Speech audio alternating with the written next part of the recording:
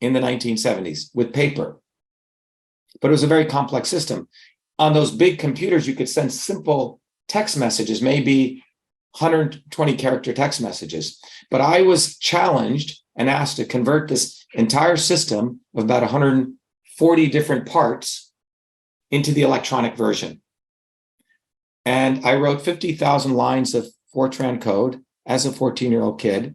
Here's some of the code. Named that system email, a term never used before in the English language, and no one had ever created a system. And then it was reported in the local newspaper, you can see in 1980. And I ended up winning one of the in those days they had, they still do call the Science Talent Awards. It was called like the Baby Nobel Prizes for high school students. I won one of them for the invention of email, okay? And this was reported. And then I came to MIT, and I'll come back to this. So I created email, the system as we know today as a 14-year-old kid.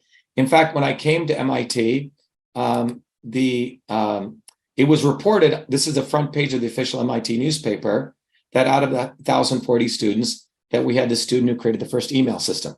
So everyone knew about this, okay? And I was elected, I was very interested in activism, and I was elected the student body leader of the freshman class at MIT. And I was invited to the president's home, the president of MIT. His name was Paul Gray. Paul Gray was on the science council of the White House of President Reagan at the time. And he was saying, you know, it's too bad that you cannot patent software inventions. You see, no one even knew what software was in 1980 or 1978. It was so new, people thought people were just writing stuff. You could patent the iPhone, but you couldn't patent software. But Dr. Gray said you should copyright it because in 1980, the law had changed where you could use copyright law to protect software inventions. Again, my parents weren't lawyers, they weren't wealthy. I had to write away for the actual, in fact, I have a copy here. I had to write away for what's known as the copyright forms, fill it out as a 16, 17-year-old kid. You had to go back and forth, and you had to submit all your code, right? Which means I was going to make my stuff public. I wasn't trying to protect it like Steve Jobs, only, I was fine sharing it with the world. In fact, when I was writing all this code at the university, Hewlett Packard came in, IBM came in. I would do presentations to doctors as a 14-year-old kid. So that was, so anyway, I wrote away for all of this. And after many, many iterations, on August 30th, 1982, a 17-year-old kid gets issued the first United States copyright for email, recognizing me as the inventor of email. There is no controversy here. I named it email, wrote the code, and I have the actual documentation, okay? The question is, why am I not on every stamp in the world? Why isn't this known by every child in the world? And we'll get to that. Why is it when a brown or yellow or white kid thinks about who's an inventor, they always think about white people? We have to ask that question. I never played the race card, and you'll understand why, okay?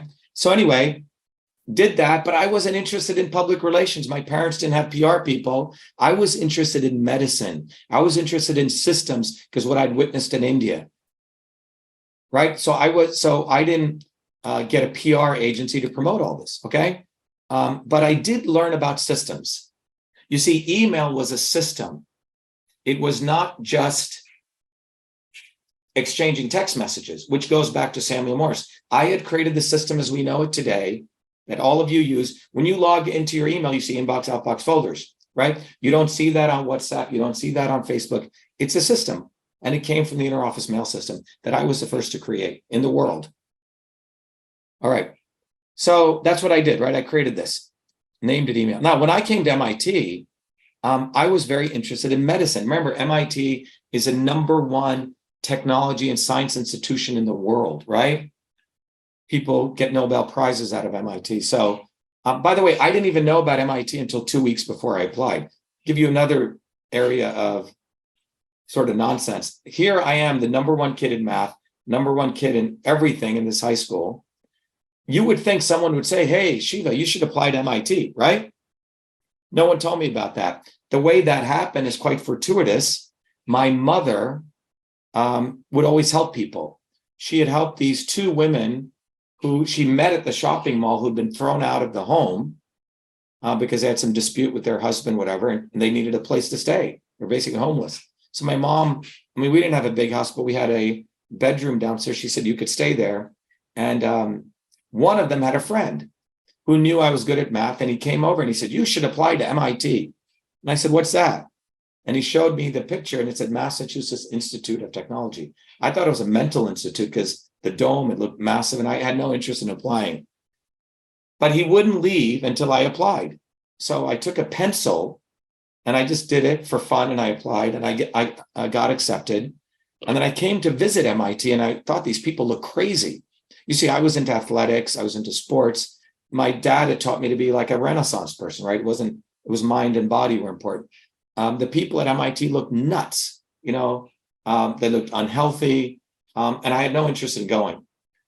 But my high school then said, you should go. And I realized why, because they get points. They get different ratings if they send a kid to one of these schools.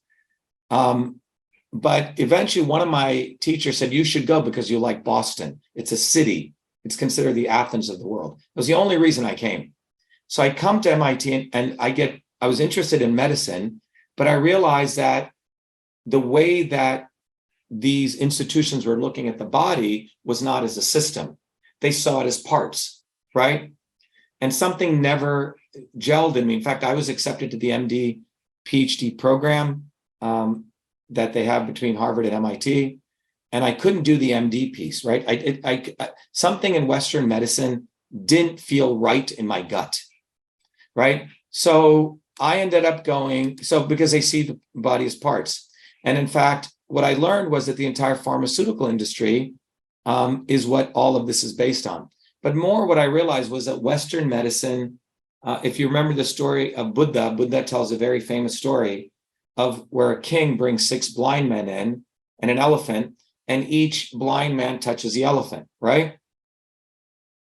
And they all have a different view of the elephant, right? The guy who touches the tusk thinks it's a snake. The guy who touches the snout thinks it's a snake. So this is how science is done today, right? They don't see the whole elephant, they see the parts. And if they were to get together, you'd get something like this. So my journey was I went in and out of MIT. I did 4 degrees in engineering, electrical engineering, mechanical engineering, design. I actually have a degree in architecture out of the architecture department.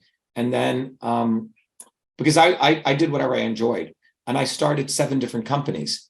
I created another company to automatically analyze email and route it. That came out of me winning a competition for the United States White House. I built that into about $250 million company. So I learned how to be an entrepreneur, but I would always go into MIT, come out, do a company, go in, and that was my thing. But something happened in 2003, something quite fascinating. In 2003, what happened was a revolution was taking place in biology. And by the way, just to give you sort of step back, so there's this one journey I had through science, but when I was at MIT, I was an activist.